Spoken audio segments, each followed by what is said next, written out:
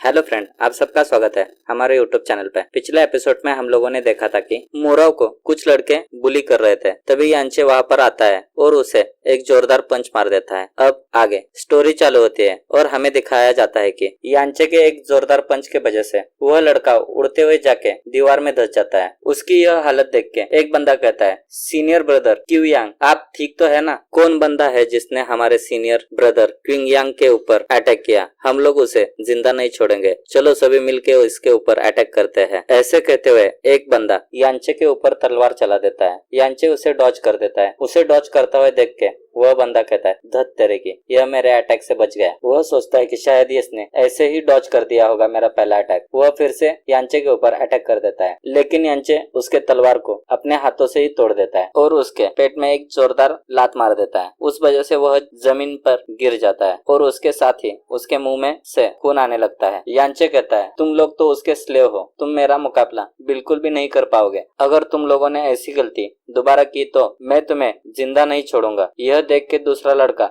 बहुत ही ज्यादा डर जाता है और वह वहां पर से भागने लगता है। अपने हाथ का वेपन भी वहां पर ही गिरा देता है। यांचे को उसे भागते देख के बहुत ही ज्यादा गुस्सा आ जाता है और वह कहता है, तुम्हें किसने कहा कि तुम यहाँ पर से भाग सकते हो? तभी यांचे उस बंदे के ऊपर अपना फायर अटैक कर देता है। दूसरा बंदा बहुत ही डरते हुए कहता है, अगर आपने हमें नहीं छोड़ा तो यह आपके लिए अच्छा नहीं होगा, क्योंकि मेरे चाचा इंस्ट्रक्टर क्यू है, जल्दी करो और हमें जाने दो। उसकी बातें सुन के यांचे को बहुत ही ज्यादा गुस्सा आ जाता है और कहता है, क्या उससे मुझे कोई फर्क नहीं पड़ता है। जब तुम योहान को मार रहे थे तब क्या वह बीच में आए थे? और तुमने तो दाहिने पैर से उसे लात मारी थी। मेरे ख्याल से उसे तोड़ दूंगा मैं, तो वो क्या करेंगे मैं देख लेता हूँ। यांचे की बातें सुन के वह दोनों ज्यादा ही घबरा जाते हैं और कहते हैं, हमें जाने दो, हम लोग अपनी गलती मानते हैं, लेकिन हमें छोड़ दो। हम आगे से ऐसी गलती कभी नहीं करेंगे और हमारे पास जो भी पिल है वह भी हम आपको दे देंगे। ऐसे कहते हुए वह घुटनों पे बैठ जाते हैं। उनकी यह हालत देख के योहान कहता है, ब्रदर इन लॉ, इन्हें जाने दो, आप इसमें बिल्कुल भी मत इन्वॉल्व होइए। यांचे कहता है, ठीक है, और उसे उठा के अपने साथ बाहर लेके चला जाता है। यांचे योहान को ले जाते हुए पीछे मुड़ता है और कहता है, आप लोगों को पता होगा कि आपको क्या कहना है, नहीं तो फिर क्या जो होगा उसके लिए पूरी तरह से आप ही जिम्मेदार होंगे। यांचे की बातें सुन के वह लोग कहते हैं, हाँ हाँ हमें पता है, हम लोग ऐसा कुछ भी नहीं करेंगे जिससे आपको बुरा लगे और कोई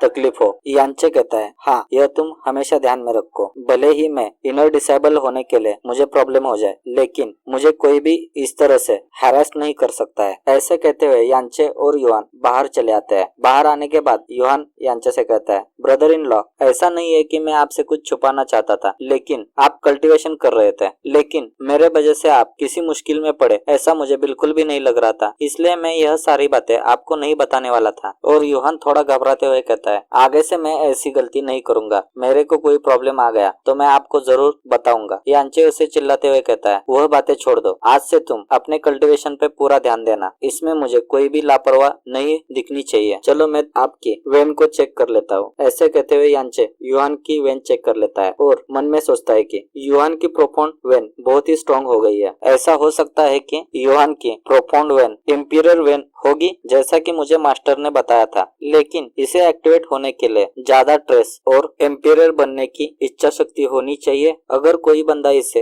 एक्टिवेट नहीं कर पाया तो उसके साथ क्या होगा? अगर वह यह सब कुछ नहीं कर पाया तो बहुत ही बुरा हो जाएगा। अभी के लिए फिलहाल योहान जो कर रहा है वैसे ही करने देना चाहिए और मुझे अपने प्रैक्टिस पे ध्यान देना चाहिए। तभी सीन चेंज हो जाता है और हमें दिखाया जाता है कि ब्लैक विंड इंपीरियर सिटी, उसमें ब्लैक मून मर्चेंट गिल्ड, वहां पर यांचे पहुंच जाता है और अंदर चला जाता है। अंदर जाने के बाद एक लड़की यांचे से मिलती है। वह लड़की यांचे से कहती है, मैं आपकी किस तरह से सहायता कर सकती हूँ और आपके लिए क्या कर सकती हूँ? यांचे कहता है, मुझे 3 सायन प्रोफाउंड क्रिस्टल चाहिए। उसकी बातें सुन के वह लड़की झुकती है और कहती है, सर प्लीज आप मेरे साथ सेकंड फ्लोर पे आ जाइए। जो आपको सामान चाहिए वह यहाँ पर नहीं मिलता है, वह सिर्फ सेकंड फ्लोर पे ही अवेलेबल है। वह दोनों वहाँ पर से सेकंड फ्लोर पे पहुंच जाते हैं और वहाँ पर पहुंच के वह लड़की एल्डर क्यू आओ को कहती है, एल्डर क्यू आओ, इन कस्टमर को 3 सियान प्रोफाउंड क्रिस्टल चाहिए। वह एल्डर उसे वह क्रिस्टल दे देता है और कहता है इसके